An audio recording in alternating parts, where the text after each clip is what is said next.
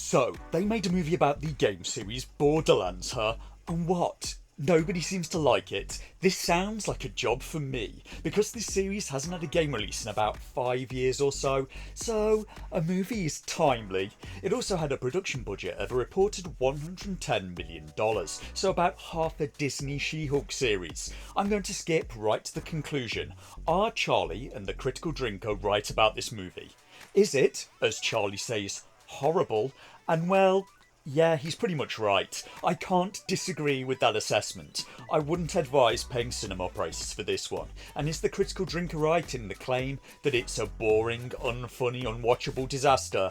I think he's right on principle. I just maybe wouldn't word it like an objective statement of fact, because I found the film both boring and unfunny, yes, and both of those are quite subjective. If I find something boring, that doesn't mean it's objectively boring. Somebody else could like it, and it can't by definition be unwatchable because I watched it. It felt like a real chore for most of it though, but I watched it. So I suppose I maybe disagree with Charlie a bit too, because I suppose it may not be objectively horrible either, even if I did find it pretty bad to watch. But are the Outside Xbox people right in the claim that this is the worst video game movie of all time? I'd say nah. I think they're wrong on that one. I'm not sure it's even in the top 10 worst video game movies. I'd say Mortal Kombat Annihilation is worse. Mother, you're alive. Too bad you will die. In the Name of the King, A Dungeon Siege Tale is worse. In the Name of the King 2 and 3 are both probably worse than this film.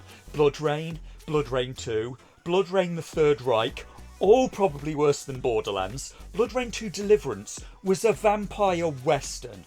Alone in the Dark may be worse as well. In truth, a lot of the worst video game movies are down to one guy. Just one guy who won't stop. The German director, Uwe Boll. Supposedly, it's down to a tax thing. The Blood Rain movies may have been part funded by the German government. Has Germany ever done anything worse than Blood Rain 3? No, nothing comes to mind. Germany confuses me in just so many ways. Because Deutschland had some of the earliest pioneers in filmmaking, but somehow now they've ended up with both Uwe Boll and Andreas Schnaas. And I tell you now, never let curiosity lead you to watch his movie Zombie 90 Extreme Pestilence. It is a movie, however, that grants perspective. Is Borderlands the worst movie ever? I'd say no, because Zombie 90 is probably worse. But Borderlands probably is below average. The difference is that Borderlands had a reported production budget of $110 million, whereas Zombie 90 probably cost less than a Domino's pizza, or whatever Deutschmarks Andreas Schnaas could find down the back of his sofa cushions. But before I watched Borderlands, the chances of me liking this movie were maybe not great, because I didn't like the game series very much that it's based on. I think I tried playing the first one for a while, didn't even finish it. On the flip side, the movie does have both Cate Blanchett and Jamie Lee Curtis in it, and they're in some of my favourite movies, namely the Peter Jackson Lord of the Rings and John Carpenter's Halloween. And Cate Blanchett is a bit of a strange choice for this movie, because the character Lilith, who she's playing in this, was supposed to be 22 years old in Borderlands 1, and they cast an actress who's 55. I have no idea why she said yes to this movie, but the real sticking point for me is the director Eli Roth, because Eli Roth is one of my least favourite film directors. This may be controversial, but given a choice between a movie by Eli Roth and one by Uwe Boll, I would go for Uwe Boll every single time, because there's a thread of sadism in Roth's movies that I find distasteful in the extreme. I find his movies pretty tasteless most of the time, really, and I'm thinking in particular about the Hostel movies and Cabin Fever, and this movie Borderlands is getting rated lower than Hostel 1, Hostel 2 and Cabin Fever. So the upshot is that I watched Borderlands, and watching it felt frankly like a chore filled with toilet humour, so quite a lot like being back in high school. I found it pretty boring, which may seem unbelievable because it's very action heavy, so I had to think for a while about why I found the film boring. Because there's lots of fighting and chases in there, the problem is that it doesn't really have any characters in it. The exemplar of this is this guy. I just watched An hour-and-a-half movie, and I know his name is Krieg, and I know he likes violence, and he's protective of this girl Tina, for reasons the film doesn't bother to go into. He's a violent psycho, and that's about it. I could write everything I know about this person after a 90-minute movie with them in it on the back of a postage stamp. So when later this character has a melee duel against a big armoured guy, and what I know about the big armoured guy is, well, he's a big armoured guy who also seems to be a violent psycho. Why should I care which violent psycho wins this fight? So there was action on screen, and the action frankly wasn't that great either, but at no point did I find myself caring. This is a video game movie, and this sort of writing, where you have a player character that's a blank slate, can work in a game. It worked in Grand Theft Auto 3 perfectly fine. It can even be an advantage because it allows the player to step into the character's shoes. But in a film or book, you do actually have to write characters, I think. And even in a game you have to at least flesh out the antagonists. This film just never bothers. In that, it reminds me of a film that I watched recently, that being Rebel Moon. And this film probably has even weaker character development than that did somehow. Characters barely even have motivations in this movie. Borderlands is set on an alien world, where there was a galaxy-spanning civilization that disappeared, and most of humans' tech now is based on their designs. The aliens left a vault on the planet Pandora filled with advanced designs, but it's locked, and the planet has become a wasteland and war zone for humans to fight, all trying to get into this vault. The film's antagonist is the head of a rich corporation called Atlas that wants to open this vault and use the technology within it, and for this, he needs Tina. Tina is a young woman who's trying to get away from him. Kevin Hart is playing a character who wants to help Tina for unspecified reasons. So does the character Krieg. Jamie Lee Curtis's character wants to get into the vault, and Cate Blanchett is playing a bounty hunter who's tasked with rescuing Tina but switches sides and joins up with Tina and her group.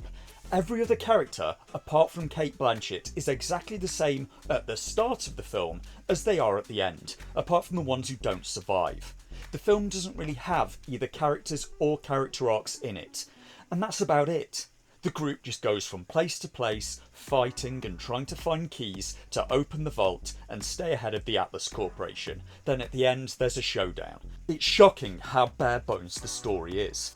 Recently, I watched Star Wars The Acolyte, a series where character motivations constantly shifted for seemingly no reason, and from that I concluded that was bad. And now I have this movie, Borderlands, where characters barely have motivations at all, and I concluded that is also bad. So thinking about it further, I've concluded that it's good if character motivations change, just not the way The Acolyte did it. Allow me to explain. Take for example the first Star Wars film. You have Luke, who's this young provincial man. He gets a recorded message of Princess Leia. So what are Luke's motivations? He wants to be free of the Empire and fight them because they restrict his freedom. But when he sees the recording of Leia, a pretty young princess, he has a new motivation of wanting to help and save her. He also seems to harbour romantic feelings for her. Later on in the story, he finds out that Leia is his sister, so unsurprisingly, his romantic interest and that motivation changes. Changing motivations in itself is not a bad thing, but it has to be done in a way that makes sense to the audience. It's actually good to change motivations if the audience gets to see and understand why it's happening. But that's not what The Acolyte did. The Acolyte is like if Lord of the Rings was changed. So you have Sam and Frodo with Gollum travelling into Mordor because Frodo's whole motivation is to take the ring and cast it into the volcano of Mount Doom, thereby destroying the Dark Lord Sauron, who's threatening to destroy everyone he cares about. If Lord of the Rings was like The Acolyte, we would instead cut to Gimli for a bit, falling off the horse, and then when we come back to Frodo, we see him throwing the One Ring into some bushes and telling Sam that he just can't be bothered anymore. Let's go and get a beer instead and try to get some action from Galadriel. Meanwhile, Aragorn has changed his mind about looking for Merry and Pippin and has decided to become a ring wraith instead. And by the time we get back, Frodo and Sam have changed motivations yet again and are now going north because Sam has decided he wants potatoes and Frodo desperately wants to make a walking stick out of an Entwife.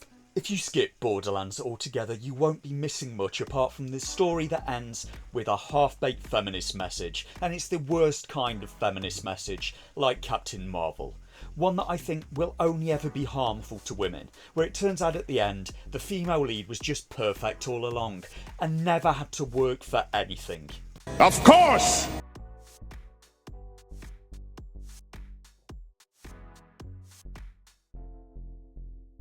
If you only knew the power of one, the power of two, the power of many.